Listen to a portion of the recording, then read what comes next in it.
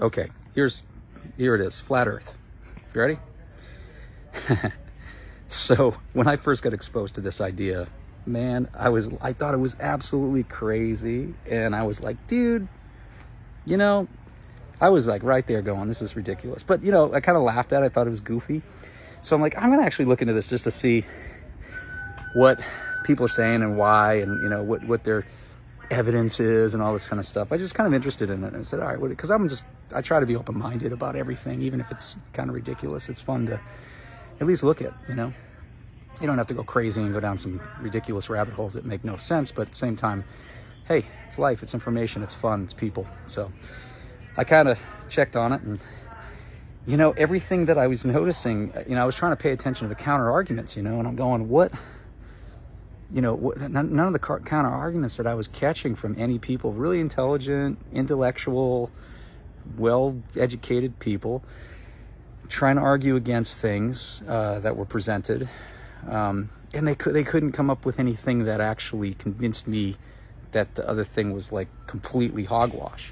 And so I just started going deeper and deeper and deeper, and just realized that, man, I don't know the answer, but I can tell you that anybody who ridicules it right away and hasn't actually looked at it would, you know, I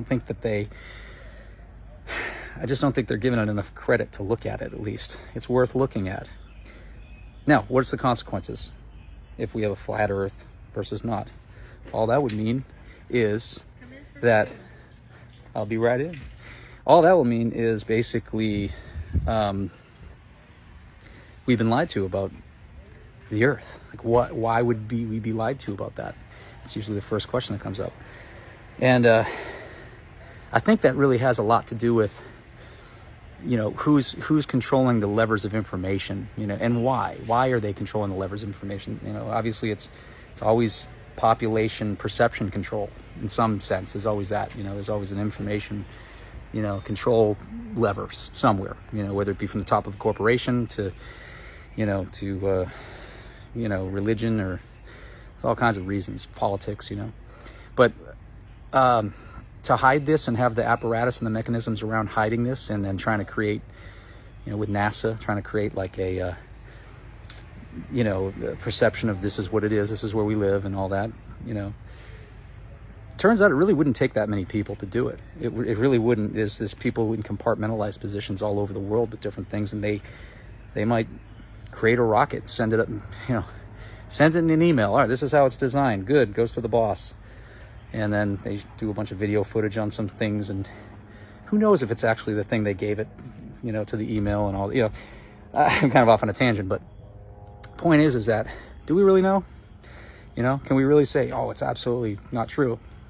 I think it's worth questioning. I think it's worth considering, you know, without ridicule, without, you know, with open-mindedness, not just closing down your idea behind it and going, it's definitely what I've been told since I was in second grade. You know, I know that to be a fact. Nobody's ever looked at it. We just believed what they told us in school.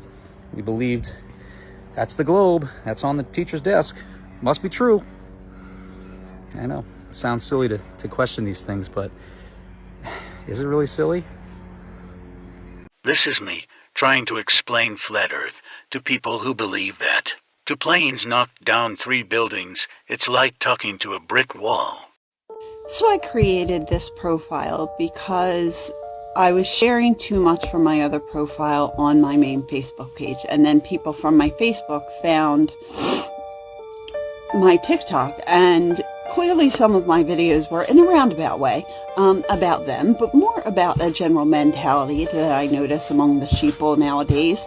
And what it's been for me is this incredible awakening, and it's like, I talked before in a video about what was it for you that woke you up. I was a college student during 9/11 and during the loose change phenomenon, Dr. Judy Wood, everything that happened after that, right, made me start to really question the official narrative. But since then, it seems like every time I reach a new level of understanding, the next veil layer is almost like ripped off. And it's happening at this incredibly exponential rate that is like, once you start to see through the narrative and you see the web of lies that is, you know, the puppeteer, the masters that are really pulling the strings here, you really do start to question everything you've been told. And I'm going through that kind of alone, and although not so much in others, and so I'm thankful for that. But you know, I had this guy. He was a neighbor of mine. He sat on the board, and he left something under a video that I made about NASA being a bunch of lying liars who lie. And he said, "Oh, don't tell me you believe the Earth is flat." And I said, you know, I don't believe the Earth is flat. I don't know what the Earth is, but neither do you. You only know what you've been told. And this is a guy that sails. So, like, you've been out on the open ocean. You've seen the horizon line. You've watched the sun get smaller and smaller as it moves further away. Like, okay. You navigate by the stars, but you think you live on a spinning ball? Like, so then I said we need to go through another just mid-level intelligence test. Do you believe that 19 hijackers are responsible for 9/11? Do you believe that the 2020 pandemic was like just this natural phenomenon because somebody ate bats on their lunch break? Like, where do we stand? Because I can't with the NPCs anymore, like, have the patience to walk them through it. Like, I'm too busy trying to pull my own shit together when all these things are being revealed to me. Like, I can't possibly stop and slow down and get it to such a remedial level to try to get one of these sheep to wake up anymore. Like, we're at end point. But there's no more time for these people. You're with us or you're with them. Like, end of story. Globetards are one of the most dishonest people I have ever seen. Here I am with a scientific flat Earth model, proving circumnavigation by air and by sea with oceans filled with real water almost 2 inches deep. On the lower side, all Globetards can offer is a toy ball Earth, suspended by electromagnetism, with oceans painted in dark blue with some sprinkles of water on it. All that they prove is that gravity is too weak to pull down the toy ball. Magnetism wins, ball. Earth proof fails. So what holds our world together? Well, on the nuclear scale, 10 to the minus 12 centimeters, very important are the nuclear forces. On an atomic scale, up to thousands of kilometers, it's really electric forces that hold our world together. It's really electric forces that hold our world together. Okay, I hope you are all ready for this because I found real, authentic UFO footage. But we might have to drop the U off of this because I have also identified this spacecraft. And it's got technology that's some familiar and some not so familiar. Watch this. So 7 Club, you found the aliens from Peru? You've identified this craft? Not quite, but I did find the U.S. patent for it. Yeah, so remember when we seen that triangle UFO on TV? Well, John St. Clair has a patent for this on Google Patents. And just look how this spacecraft defies gravity. It uses electrostatics. Get your pause finger ready. Sha! And I know the Globies are going to say, but look, 7 Club, it says that it uses Einstein's theory of relativity right in the equations. But they seem to just kind of add it into the equation after ascension and propulsion was already explained. Remember what Austin Whitsitt said about gravity and electrostatics? I can quote you Walter Lewin from MIT explaining to you that every phenomenon we see on the Earth, everything that we experience, everything that's held together on the Earth is all because of electricity and the electric nature of all things, and that it's 10 to the 36 power stronger than gravity even claims to be. So there is no evidence on the Earth at all that's exclusive to the idea of gravity, and that's ironically the only place that the math for gravity even works. Have you asked yourself why is Justin Trudeau scared of flat Earth getting popularity? Well, watch it until the end.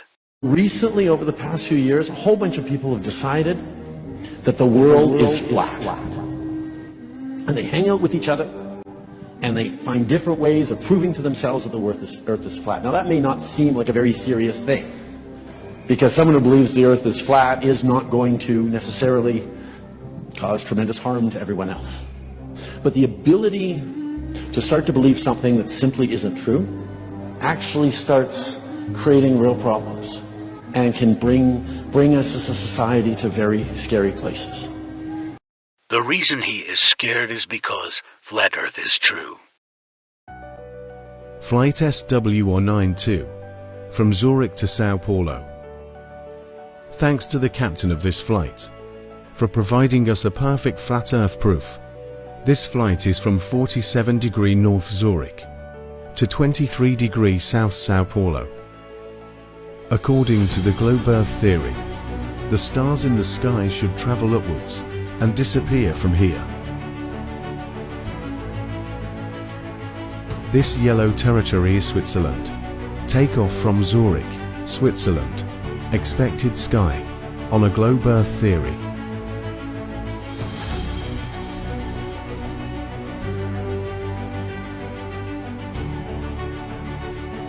Sao Paulo, Brazil, same demonstration with laser.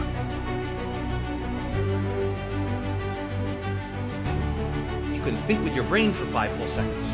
Think with your brain for 5 full seconds. Let's think with brain for 5 seconds, shall we? This shiny star should move upwards and disappear from up.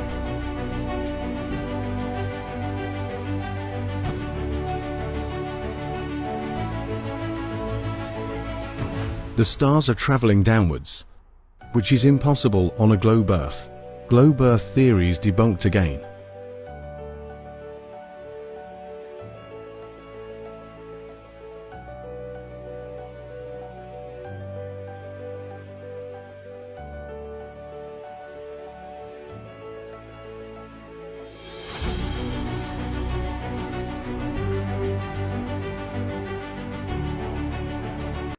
This is for the globe-tards who believe everything they see on TV. In October of 2015, I was commanding a routine 6-hour flight. When it came to initializing the IDA-RU, it returned an error. This is not all that uncommon, and it usually takes on a second attempt. After a few tries, we just got the same thing, error. I called the tower, explained the situation, and they sent an avionics tech out. He ran his check in the avionics bay and said that it all checked out and that the fault was only with the initialization module inside the box. In this situation, they would normally just unplug it and slide a replacement box in there. However, it's a rare occurrence and has never happened to me. Unfortunately, there was no replacement available at this location. I called the company and reported the situation. After about 20 minutes, someone got back to me and advised that they could get a replacement box to me, but would take about 12 hours. Or, since my flight plan was not outside of ground radar coverage, I could use GPS as a primary reference and adjust the IDA-RU data via ATC manually and periodically to compensate for drift. I decided that the later suggestion was within safe limits and made the decision to continue. As instructed, I had my first officer regularly call ATC for ground radar positioning and make necessary adjustments to the IDA-RU data. However, throughout the entire flight, and this was a 6-hour flight, no drift occurred. This was a real head-scratcher, and since it's company policy and my personal policy to understand as much as possible about the aircraft and its systems, I wanted to know why. I talked to someone at our fleet maintenance department and was told that they didn't make repairs to any black boxes, and I should talk to the manufacturer, in this case, Honeywell. I contacted Honeywell and managed to talk to a senior IDA-RU engineer. He was very helpful. It turns out they don't make the ACM, the alignment calibration module, which looks a bit like a desktop PC hard drive painted bright orange with warnings printed on it, do not open, serviceable only by manufacturer. It turns out that there's only one company that supplies these modules to all avionics makers, and nobody else seems to know anything about their workings. I tried contacting the company and was just given the runaround. This is very strange since pilots are usually welcome anywhere in the industry. I could show up unannounced at Boeing and get treated like family. After a lot of digging, I found out that this mysterious ACM manufacturer is a contractor to NASA, and that's all I can find out. To date, I've been unable to talk to anyone there and still can't find out anything about this ACM. It feels like I've hit a wall, but I'm still digging. To be fair, I wouldn't describe myself as a flat earther. I'm just someone who wants this question answered. If there are any breakthroughs on this, I'll let you know. Feel free to use any of this on your show, but please remember to refer to me as Mac. I did consider allowing you to interview me, but this time I don't think I'm comfortable with that. I'll let you know if I change my mind. All the best, Mac. Wow. Okay, so let me break that down for you real quick. So inside the gyro system that he was talking about, the gyro system, in this case the black box, was made by Honeywell. The alignment calibration module is not made by Honeywell. It's subcontracted out by another company, and that company has it sealed to where only they are allowed to work on it, but they don't ever work on it. They just swap them out. They just swap out the parts. So what happened was this particular alignment module broke before he could fly. The weird, on the weird circumstance, they couldn't get a new one in there, so he flew the 6 hours without using it. And the plane should have drifted because of the curvature and the Coriolis effect, otherwise known as the spinning of the Earth. And it didn't. The plane didn't drift for 6 hours on a 777. That's a flagship, top of the line stuff there. Why didn't it drift? And he was trying to figure out why. He couldn't figure it out. And in the process of trying to figure out what happened, he discovered that this module is made by exactly one company, and they supply every airline in the industry. And when you try to call them, they don't talk to you.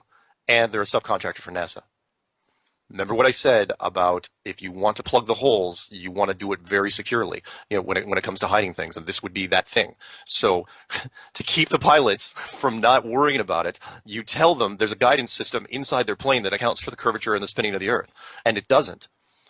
And you hope to God something like this doesn't happen, to where it breaks, and the pilot goes, well, wait a minute, how am I flying normally without that thing working? Why have that thing in there at all? And when you call the company to figure out what they're actually doing, they won't talk to you. The flat Earth map dates back over 1,000 years.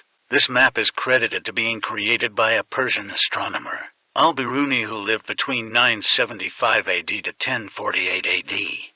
It's the official map of the United Nations and also the United States Geological Survey. It used to be present in many places before the creation of NASA and the Antarctic Treaty in 1959. Here you see it with Admiral Byrd. This map has been restored by Dmitry from Russia with suggestions of mine, Eddie Alenkar. Known by my YouTube channel Flat Earth Banjo, I asked Dmitry to include the Bermuda Triangle and Point Nemo, a place deep in the Pacific where NASA buries rockets. Then Robert Tozzi, a professional mapmaker, came along and enhanced the map even more.